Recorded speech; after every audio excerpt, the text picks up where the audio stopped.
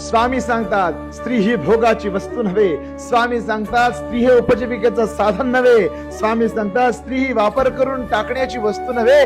लक्षात घ्या, पुरुषार्थ कितीही गगनभेदी असला तरी तो एका स्त्रीच्या उदरामध्ये जन्म घेतो. आपल्याला जर परपुरुषाशी संबंधित असलेली स्त्री आपली पत्नी म्हणून चालणार नसेल तर एखाद्या स्त्रीचा गैरवापर करून तिला सोडून देण्यात पुरुषार्थ सिद्ध होत नाही. लक्षात घ्या, जेव्हा जेव्हा पृथ्वीवर संकट आलं तेव्हा ती वैष्णवी म्हणून उभारली, जेव्हा संकट आलं तेव्हा ती माहेश्वरी म्हणून उभारली, जेव्हा संकट आलं तेव्हा ती ऐंद्री प्रत्यंगिरा रूपानं ब्रह्माणी रूपानं उभारली आणि देवतांचे रक्षण केलं, म्हणून तिला आदिशक्ती म्हणतात. लक्षात घ्या, स्त्रीचा अपमान करून तुम्ही कितीही सेवा करा, घरच्या आईचा, स्त्रीचा, सोबत असणाऱ्या कुठल्याही स्त्रीचा अपमान करून कसल्याही सेवा करू नका, त्याचा कधी उपयोग होणार नाही.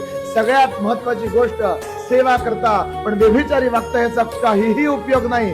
सत्व आणि संयम जर असेल तरच माणसाचं आयुष्य सेवेसाठी रुजू होतं. हेच स्वामी वाक्य आहे, हेच स्वामी वाक्य. श्री स्वामी.